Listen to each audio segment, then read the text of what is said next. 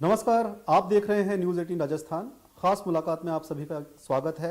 आज हमारे साथ खास मेहमान हैं प्रदेश बीजेपी के अध्यक्ष और आमेर से एमएलए सतीश पूनिया जी। नमस्कार पूनिया जी, स्वागत है आपका हमारे इस खास कार्यक्रम में। जी धन्यवाद। पूनिया जी, आप छात्र राजनीति में आपने शुरुआत की थी, बीजेपी के युवा मोर्चा में आप रहे और आज बीजेपी के पार्टी के राजस्थान प्रदेश के प्रदेश अध्यक्ष हैं। आपको ये पद संभाले तकरीबन 2 साल होने को आ रहे हैं। अपने इस कार्यकाल को आप किस तरीके से देखते हैं? देखिए, मैं तो एक साधारण सा कार्यकर्ता था और पीछे मुड़ के देखता हूं तो मैंने कभी कल्पना नहीं की थी कि पार्टी मुझे इतना बड़ा सम्मान देगी। एक साधारण घर में, साधारण गांव में पैदा हुआ। राजनीति क्योंकि चुनौतियों का खेल है, समझौते का भी काम है, लेकिन क्योंकि विद्यार्थी परिषद से छात्र राजनीति और फिर युवा राजनीति में एक लंबा समय रहा और पार्टी के संगठन में भी लंबे समय तक काम करने का अनुभव मिला, मैं सौभाग्यशाली हूं कि मुझे 3 पीढ़ियों के साथ काम करने का अवसर मिला। स्वर्गीय भैरव सिंह शेखावत जी से लेकर उनकी जो पीढ़ी, ललित किशोर चतुर्वेदी जी से लेकर तमाम लोग युवा मोर्चे की खेप और उसके बाद पार्टी में। कोई भी व्यक्ति जब काम करता तो अपना विश्लेषण जरूर करता, आकलन जरूर करता है। एक अंग्रेजी में शब्द आता है जॉब सेटिस्फेक्शन। चुनौतियां हैं, लेकिन मैं ये मानता हूं कि जो मुझे जिन परिस्थितियों में जिम्मेवारी मिली, उन जिम्मेवारियों को बहुत मल्टी एंगल से मुझे रूबरू होना पड़ा और संगठन के नाते, सामाजिक सरोकार के नाते और राजनीतिक चुनौतियों के नाते मैं संतुष्ट हो सकता हूं। हालांकि ये राजनीति का काम और परिणाम और ये अनंत आकाश है, पर फिर भी एक कार्यकर्ता से लेकर अध्यक्ष तक के सफर के दौरान जो चीजें सीखी थी वो जमीन पर भी उतारी और मैं एक संतुष्टि के भाव से कह सकता हूं जो अपेक्षा पार्टी ने मुझसे रखी, मैंने उसको पूरा ईमानदारी से पूरा करने की कोशिश की है। पूनिया जी, जो आपका प्रदेश अध्यक्ष के तौर पर जो कार्यकाल रहा है, ये ज़्यादातर समय कोरोना के प्रभाव में रहा है, कोरोना का काल रहा है। इस कोविड टाइम में पार्टी संगठन ने, इसके लोगों ने आम लोगों के लिए इस दौर में किस तरह से राहत दी? क्योंकि आमतौर पर राजनीतिक दलों की भूमिका वो चुनाव में और नारों के रूप में होती है। देश के नेतृत्व ने इस बार, क्योंकि चुनौती बड़ी थी, भीषण थी और पूरी दुनिया में महामारी थी और शुरुआती दौर में तो किसी को भी पता नहीं था क्या भूमिका होगी, लेकिन पार्टी के केंद्रीय नेतृत्व ने सेवा ही संगठन अभियान चलाया और उसमें हम सब लोगों को शुरुआती दौर में वर्चुअली जोड़ा और इस हिदायत के साथ कि सब अपना ध्यान रखें। पर यह संभव नहीं था कि वर्चुअली सेवा होती, तो पार्टी ने जमीन पर उतरकर, मैं सौभाग्यशाली हूं कि तकलीफ तो थी, लेकिन उस तकलीफ के अवसर पर पार्टी के कार्यकर्ता का और पार्टी की एक नई शक्ल देखने को मिली, वो एक सेवा के रूप में थी। आप खुद भी कोरोना की चपेट में आए थे? जी बिल्कुल, मैं पहली लहर में भी संक्रमित हुआ और उस पहली लहर में 2 बार संक्रमित हुआ, लेकिन बावजूद इसके मुझे संतोष है कि हम राजस्थान की 7 करोड़ जनता के बीच में 2 करोड़ लोगों तक भोजन और राशन पहुंचा पाए और पार्टी के हर मोर्चे ने एक बड़ी भूमिका निभाई। एक पूरा संकलन है और मैं उसके आगे चल के चलूँ तो उस पहली वेव की पूरे देश भर में पार्टी ने जो सरोकार के काम किए थे, संयुक्त राष्ट्र संघ ने भी उसको अप्रिशिएट किया। प्रधानमंत्री जी ने, राजस्थान की यूनिट ने जो काम किया वो रिकॉर्ड है कि प्रधानमंत्री जी ने पूरे देश के समक्ष, जब हमारा प्रेजेंटेशन था तो प्रधानमंत्री जी ने राजस्थान के नवाचारों की प्रशंसा की और ये कहा कि राजस्थान की इकाई ने अच्छा काम किया है। मुझे लगता है इसके अलावा किसी दूसरे प्रमाण पत्र की आवश्यकता नहीं है। मैं संतुष्ट हूं कि पार्टी के कार्यकर्ताओं ने, मुझे गौरव है कि पहली लहर में भी और दूसरी में भी पूरी शिद्दत के साथ काम किया। पुनिया जी, आपका कहना है कि आपकी पार्टी नारों की नहीं, सरोकारों की पार्टी बनी और आप उस काम से काफ़ी संतुष्ट भी हैं, लेकिन कांग्रेस सरकार, यहाँ के मंत्री ये लगातार ये बात कहते आए, उनका लगातार ये आरोप है कि बीजेपी के नेता, उनके जो सांसद हैं, 25 सांसद हैं, बाकी जो नेता हैं, वो खास तौर से इस कोरोना काल में हाथ पर हाथ धरे बैठे रहे, प्रदेश का प्रतिनिधित्व ढंग से नहीं कर पाए और जो केंद्र से जो उनको हक मिलना चाहिए था, जो मदद अपेक्षित मिलनी चाहिए थी, वो नहीं मिल पाए। उनका आरोप रहा कि आप केवल यहाँ की सरकार की आलोचना करते रहे और कुछ खास नहीं किया। ये जरूर है कि बीजेपी ने जहां सामाजिक सरोकार से जुड़ के काम किया, कांग्रेस सियासत करती रही। दुर्भाग्य था कि ऐसे अवसर पर हम शुरुआती दौर में बहुत इस बात के लिए परेशान थे कि केंद्र ने हमें निर्देशित किया था कि कोरोना के इस कालखंड में कोई सियासी बयानबाजी नहीं करनी चाहिए, कोई एक्ट नहीं हो। लेकिन हमने देखा कि राशन बंटता है शहर के भीतर तो वो वोटर के हिसाब से बढ़ता है, जाति पंथ और मजहब के हिसाब से बढ़ता है। हमें सरकार की आलोचना करनी पड़ी, दबाव भी देना पड़ा, लेकिन कांग्रेस जिस तरीके से बयानबाजी करती रही केंद्र की सरकार को, ऐसी पेंडेमिक में उनको देश के साथ खड़े होना चाहिए था, लेकिन ऐसा लगता था कि राजस्थान देश का हिस्सा नहीं है। ये कांग्रेस के लोगों ने अपने बयानों से प्रूव किया। दूसरा, यदि बीजेपी या केंद्र की सरकार मदद नहीं करती तो राजस्थान के लाखों लोगों को फ्री वैक्सीन नहीं लगती, ऐसे ऑक्सीजन मुहैया नहीं होती। मैं आज इस बात के लिए मुझे दुख भी है कि मेरी पार्टी के 600 कार्यकर्ता इस कोरोना के कालखंड में काम करते करते शहीद हो गए। हमारे दिखते हुए कार्यकर्ता, जिनको नाम और शक्ल से जानता था, फील्ड में काम करते थे, ऐसे सैकड़ों कार्यकर्ता वो जमीन पर काम करते थे। कांग्रेस का संगठन कहीं नहीं दिखता था, कांग्रेस की सरकार कहीं नहीं दिखती थी। हाँ, ये जरूर है कि पूरे हिंदुस्तान में कहीं बेड की दलाली हो रही थी तो राजस्थान में हो रही थी, कहीं नकली दवाइयों का रेमडेसिविर इंजेक्शन का कारोबार हो रहा था तो राजस्थान में हो रहा था। तो ये कांग्रेस बयानबाजी इसलिए कर रही है कि अपने पाप पर पर्दा डालने के लिए करती थी। इसलिए मुझे लगता है कि उनके बयानों में, उनके आरोपों में कतई दम नहीं है। ये तो भला हो कि ऐसे समय पर, पेंडेमिक के समय, देश को मोदी जी जैसा नेतृत्व मिला जिन्होंने निरपेक्ष रूप से, देश में 900 मैट्रिक टन उत्पादन होता था, आज 10,000 मैट्रिक टन ऑक्सीजन उत्पादन होता है। किसी ने कल्पना नहीं करी थी कि एयरफोर्स के प्लेन जो है 1800 फेरे से ऑक्सीजन के टैंकर्स को इंपोर्ट करेंगे। तो मुझे लगता है कि कांग्रेस केवल सियासत पूरे कालखंड में करती रही। जो आरोप लगे उनका जवाब दे, उस पर कोई व्हाइट पेपर लेके आए कि किस तरीके से 2.5 लाख मास्क चोरी का आरोप लगा, किस तरीके से कंसंट्रेटर्स की खरीद में हमारी विधायक अनीता बदल ने प्रश्न उठाया था, अभी तक कोई जवाब नहीं है उसकी क्वालिटी के बारे में, उसकी क्वांटिटी के बारे में। कोरोना चला गया, उसके बाद भी खरीद होती रही।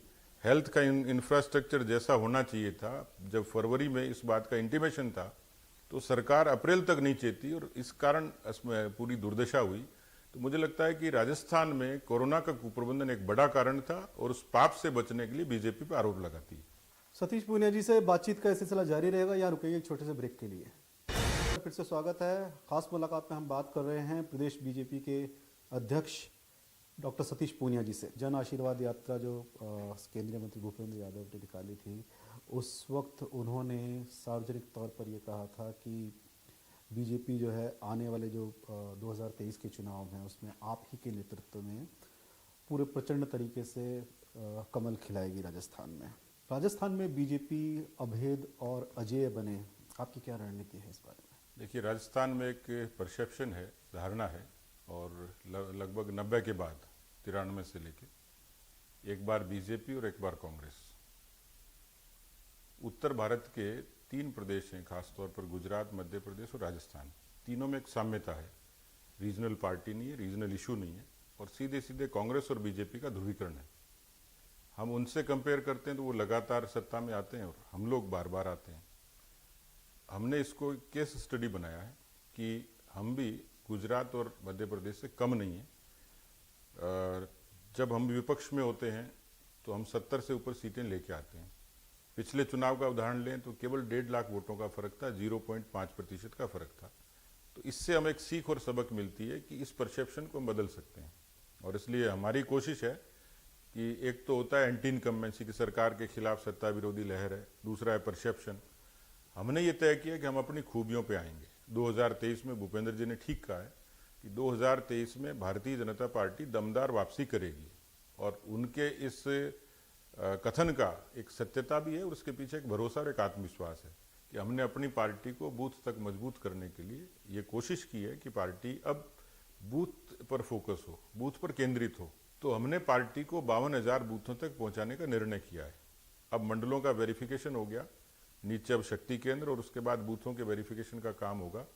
हमने कोशिश की है कि पार्टी को अब मतदाताओं के पन्ने तक हम लोग ले जाएं, और ये काम हम लोग 6 अप्रैल को पार्टी का स्थापना दिवस है तब तक पूरा कर लेंगे। लेकिन इन सब के बीच आपको ये लगता नहीं है कि बीजेपी कहीं ना कहीं जब जनता के मुद्दों को उठाने की बात आती है, सड़कों पर जो आंदोलन करने की बात आती है, तो ये नज़र आता है कि बीजेपी इसमें बहुत पीछे है। अभी हमने देखा पेट्रोल, महंगाई, वैक्सीनेशन का मुद्दा, कांग्रेस बहुत आक्रामक नजर आई है सड़कों पर। इन्होंने बहुत पुरजोर तरीके से, बहुत एग्रेसिव तरीके से इन्होंने प्रदर्शन किए हैं। दूसरी ओर हम अगर देखें कि रीट जैसा मुद्दा, बेरोजगारों का मुद्दा था, इसमें किरोड़ी लाल मीणा जो बीजेपी के ही नेता हैं, वो अकेले सड़क पर संघर्ष करते हुए नजर आए हैं।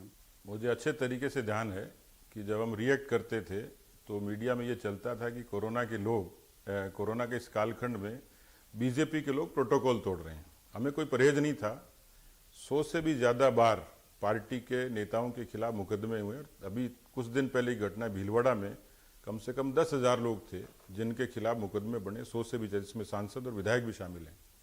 जिस कोरोना की पहली लहर का जिक्र किया, कानून व्यवस्था के मुद्दे पर हम लोग सबसे पहले सड़क पे उतरे थे और उसी प्रदर्शन के दौरान कम से कम 5-10 हज़ार लोग थे। मैं खुद अरेस्ट हुआ और अल्टीमेटली मुझे दोबारा संक्रमण हुआ। इसलिए ये जो आरोप लगाते हैं पार्टी के राष्ट्रीय अध्यक्ष पर, राजस्थान में आपके संज्ञान में है या नहीं पता नहीं, 1 दर्जन मुकदमे दर्ज हुए हैं।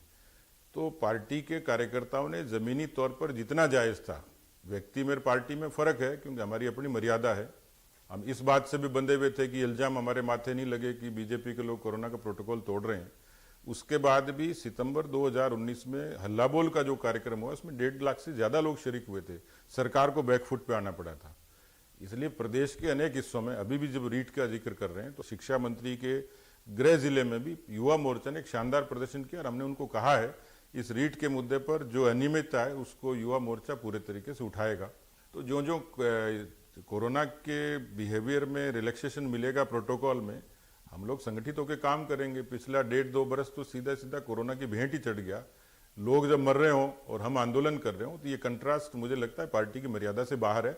इल्जाम कोई भी लगाए, लेकिन ये ध्रुव सत्य है। आप यूट्यूब पे जाएंगे और बीजेपी के एजिटेशन को देखेंगे तो मुझे आपको सच्चाई नजर आ जाएगी। कृष्णा वाल्मीकि की हत्या हुई और भेद करती है कांग्रेस पार्टी कि हमारे डेलीगेशन को जाने से रोका, छबड़ा में जाने से रोका। तो वो खुद तो अपने जन्मदिन पे भीड़ करते हैं और हमारे लोगों को पाबंद करते हैं। और ये ताजा उदाहरण है भीलवाड़ा का भी 15 दिन पहले का, हमारे सांसद पर, विधायकों पर मुकदमे बने हैं। अभी पानी के मुद्दे पर बड़ा प्रदर्शन घड़साना में हुआ है और अभी भी लगातार आंदोलित हैं। गंगानगर के अंदर 10,000 से भी ज्यादा किसानों का प्रदर्शन पार्टी ने किया है। ये दीगर बात है कि उसको व्यवधान पैदा करने की कोशिश की, उनको डिप्रेस करने की कोशिश की, लेकिन हमारी अपनी कोशिश बराबर जारी है और आने वाले समय में एक बड़े आंदोलन की तैयारी हम लोग कर रहे हैं ताकि इस कोरोना की छाया से बाहर निकलेंगे तो बीजेपी का असली स्वरूप आपको सड़कों पर दिखेगा। मैं ये भरोसे से कह सकता हूँ। इस सब के बीच में एक इम्पॉर्टेंट बात और है, किसान और बीजेपी दोनों की अगर बात करें तो किसानों का जो कृषि कानून का मुद्दा है, किसान आंदोलन चल रहा है, उसको लेकर के बीजेपी खुद घिरी हुई नजर आती है। ऐसे में आप राजस्थान में कर्ज माफी का मुद्दा हो, चाहे पानी की मांग हो या महंगी बिजली की बात हो, उसको आप कैसे फिर सड़क पर उतार पाएंगे? देखिए, 2 चीजें हैं। किसानों के जो तथाकथित रूप से जो बात कही गई किसान बिलों की, उसके बारे में प्रधानमंत्री जी ने साफ तौर पर कर दिया। वो वैकल्पिक हैं, कोई मैंडेटरी भी नहीं है, लेकिन उसके पीछे कुछ फोर्सेस काम कर रही हैं। वो अपना काम करें, डेमोक्रेसी में सबको हक है। अब रही बात एजिटेशन की, जैसे मैंने कहा कि जो ही कोरोना की छाया से बाहर आएंगे, ये हमारी प्राथमिकता में है। किसानों की कर्जा माफी इसी सरकार ने अपने जन घोषणा पत्र में कहा था और सदन की जितनी प्रोसीडिंग्स देखेंगे इसी मुद्दे पर हर बार सरकार को, सदन को स्थगित करना पड़ा। इसको सड़क पर हम लोग लेके आएंगे, इसके लिए हम लोग बिल्कुल कमिटेड हैं। 60 लाख किसानों के साथ न्याय हो, क्योंकि कांग्रेस ने छलावा किया था। बेरोजगारी का बड़ा मुद्दा है, कानून व्यवस्था अपने आप में बड़ा मुद्दा है। तो मुझे लगता है कि अभी जो परिस्थितियां हैं अनुकूल उस रूप में नहीं थी, होंगी। सरकार 3 साल का जश्न मनाएगी, लेकिन हम सरकार के खिलाफ मातम मनाएंगे। सतीश पूनिया जी से बातचीत का सिलसिला जारी रहेगा। यहाँ रुकते हैं एक छोटे से ब्रेक के लिए। ब्रेक के बाद आप सभी का एक बार फिर से स्वागत है। पूनिया जी, आपके लिए ये कहा जा रहा है कि आप रिस्क बहुत लेते हैं। अभी जो जिला प्रमुखों के चुनाव हुए थे, 2 बड़े जो जिले थे, संभाग मुख्यालय थे, भरतपुर और जयपुर, दोनों जगह कांग्रेस के दिग्गज नेता नटवर सिंह के बेटे को न केवल आप पार्टी में लेकर के आए बल्कि उनको जिला प्रमुख भी बनवाया। जयपुर में बहुमत से आप पिछड़ गए थे, उसके बावजूद आपने जिला प्रमुख बनाने में कामयाबी हासिल की थी। ये अंदर की बात है। मैं, आपने कहा कि रिस्क लेता हूं, तो मैं खतरों का खिलाड़ी तो नहीं हूं, लेकिन ये कांग्रेस से सीखा हमने कि जब वो करती है, बूंदी में किया, अजमेर में किया, तो मैं देख रहा था कि उन्होंने कहा लोकतंत्र की हत्या हो रही है, ये हो रहा है। लेकिन सीधी सी बात है कि जब सरकार होती है, हम इस बात के लिए कमिटेड थे क्योंकि भरतपुर हमारा एक कमज़ोर क्षेत्र था जिस पर बराबर पॉइंट आउट करते थे। जयपुर कैपिटल में सरकार ने पूरे पंचायती राज के दौरान परिसीमन में गड़बड़ी की, सरकारी मशीनरी का दुरुपयोग किया। वो मेरे लिए चैलेंज था, मैंने उसको एक्सेप्ट किया और मुझे ये जताना था कि पार्टी का कार्यकर्ता संगठनात्मक रूप से मजबूत है लेकिन रणनीतिक कौशल में भी उतना ही चतुर है और वो किसी भी सरकार का, इस तरीके की सरकार का सामना करके जीत हासिल कर सकता है। अच्छा लगा मेरे कार्यकर्ताओं को कि जब स्क्रीन पे स्कोर 3-3 देखा, हमें अवसर मिला था, हमने उसको अवेल किया। पार्टी में लोग आना चाह रहे थे, जगत सिंह जी आना चाह रहे थे, उनका स्वागत किया। मैंने निर्णय लिया और स्वाभाविक है, राजनीति में जोखिम तो लेनी पड़ती है, मैं उसके लिए तैयार हूँ। राजनीति चुनौतियों का खेल है, राजनीति संभावनाओं का और समझौतों का भी है और इस लिहाज से जब कोई पार्टी में ठीक ठाक दम के लोग आते हैं उनका स्वागत करते हैं, क्योंकि हमारी पार्टी पहले कैडर की थी, आज मासेस की पार्टी है, तो मैं इसको अनएथिकल नहीं मानता। एक हमने चांस लिया, उसमें हम लोग कामयाब हुए। जीत हासिल करना और किसी भी तरह से जीत हासिल करना, सरकार सत्ता बनाना अपना, ये आप कह रहे हैं कि कांग्रेस से सीखा, लेकिन कांग्रेस के खुद सीएम जो यहाँ पर हैं वो ये कह रहे हैं, लगातार बड़े टाइम से ये बात कह रहे हैं कि बीजेपी की पूरी कोशिश है, लगातार साजिशें की जा रही हैं कि प्रदेश की चुनी हुई सरकार को किसी न किसी तरीके से गिरा दिया जाए, हटा दिया जाए। आपका क्या कहना है इस बारे में? देखिए, उनका आरोप बेबुनियाद है। पहली बात तो 2018 में ये इन्हीं की पार्टी के भीतर दो नेताओं की महत्वाकांक्षाओं से झगड़ा शुरू हुआ। वो भी 99 के फेर में ही थे, 99 सीटें आई। जब मुख्यमंत्री की शपथ ग्रहण हुई तो मुख्यमंत्री के दो मुख्यमंत्रियों के नारे वो कांग्रेस पार्टी के लोगों ने लगाए, बीजेपी ने नहीं लगाया। आज मान लीजिए उनके भीतर कोई अंतर्कलह होती है, कोई विग्रह होता है और वो गिरने के लिए तैयार हैं, तो हमने कोई उनको बचाने का ठेका नहीं लिया है कि वो गिर रहे हैं और हम बचा लें। सीधी सी बात थी कि उनकी अपनी कमजोरी है, उनके घर की कमजोरी थी। हमारे ऊपर तो तहमत बिला वजह वो लगा रहे हैं। हम भरत सिंह जी को नहीं कहते चिट्ठी लिखो, हम हेमाराम जी को नहीं कहते धरने पर बैठो, हमने दीपेंद्र सिंह जी को नहीं कहा कि पीसीसी के चीफ के सामने मंथली की बात मत करो। इनके भीतर पहले से ही विग्रह है। सीटें 99 थी, 6 आपने जुगाड़ की, हमें कहते हैं हॉर्स ट्रेडिंग कर रहे हैं, खुद हाथी जीम रहे हैं। तो 6 के 6 बीएसपी के लोगों को, जिसकी पिटीशन अभी सुप्रीम कोर्ट ने एक ऑर्डर अभी जारी किया है, 4 हफ्ते का नोटिस दिया है, उन पर भी तलवार लटकी हुई है। तो मैंडेट था नहीं, आरोप हम पर हैं। लेकिन आपके नेता भी बार बार ये कहते आए हैं कि ये सरकार तो गिरेगी, कभी कहते हैं मध्यावधि चुनाव होगा, तो क्या ये प्लान बीजेपी ने चेंज कर दिया है? नहीं, इसमें कहीं कोई प्लान नहीं था। मैंने जैसे कहा कि उनके 20 लोग अलग हुए, अलग रहे, उसमें हमारा कोई योगदान नहीं था। उनके अपने लोग थे, उनके साथ रहते, हमें क्या एतराज़ था। ये बाड़े में लेकर बैठे रहे। और कमज़ोर सरकार पर यह आशंका तो हमेशा रहती है, मिड टर्म भी हो सकते हैं, सरकार गिर भी सकती है, लोगों का समूह अलग भी हो सकता है। लेकिन बीजेपी का कहीं दूर दूर तक कोई लेना देना नहीं। हम तो एक नेचुरल अपोजिशन में हैं, हम 23 तक इंतजार कर लेंगे, लेकिन सरकार उससे पहले गिरेगी तो हम जिम्मेवार हैं। जो कोई घटनाक्रम ऐसा होगा तो उस पर हम, हमारी नज़रें हैं, हमारी क्या भूमिका होगी ये तो परिस्थितियां तय करेगी।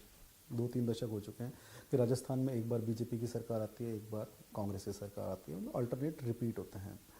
अभी हाल ही में सीएम गहलोत ने पूरे कॉन्फिडेंस के साथ ये बोला है कि इस बार वो न केवल कांग्रेस की सरकार रिपीट करेंगे बल्कि सीएम भी बनेंगे। देखिए, उनके बारे में कहा जाता है कि वो जादूगर है, ज्योतिष तो कतई नहीं है। ये बात उन्होंने पंजाब की घटना से डर के कही होगी, एक नंबर 1। दूसरा, ये मुंगेरी लाल के हसीन सपने से ज़्यादा कुछ भी नहीं है। उनको लगता है लोग रात को सपने देखते हैं, गहलोत जी दिन में ही देख रहे हैं। अंधा आदमी बता देगा कि कांग्रेस की वापसी कतई नहीं होगी।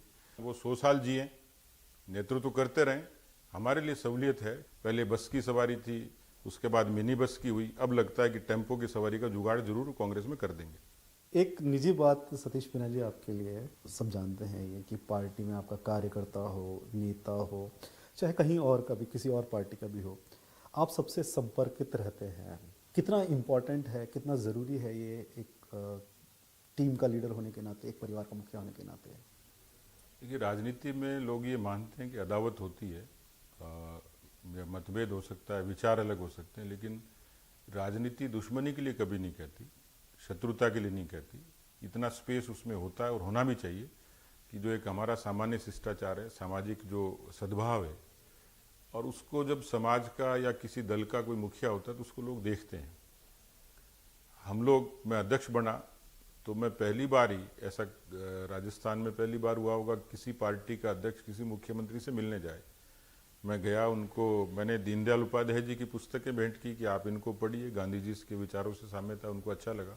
इसी तरीके से जब आपस में राजनीतिक रूप से भी समाज के लोग हैं, मानव हैं, सुख और दुख उसी का पहलू है, तो हम उसमें साथ नज़र आएँ तो इसका एक अच्छा संदेश जाता है। तो इसी लिहाज से मैंने इसको अपना फ़र्ज समझा। और मैं क्योंकि ऐसी पार्टी का हूँ, आपने सरोकारों की बात की, हमने विद्यार्थी काल से जिन परिवेश में हम लोग पले बढ़े हैं वो संस्कार हमें राजनीति से परे ये बात सिखाते हैं कि हमारा शिष्टाचार बना रहे। और इस लिहाज से मैं दोनों नेताओं के यहाँ गया और जहाँ और भी होती है तो वहाँ मैं जाता हूँ निसंकोच। हमसे बातचीत करने के लिए, इस खास मुलाकात में आने के लिए सतीश जी आपका बहुत बहुत धन्यवाद। धन्यवाद। खास मुलाकात में आज बस इतना ही। खबरों के लिए आप देखते रहिए न्यूज़ 18 राजस्थान। नमस्कार।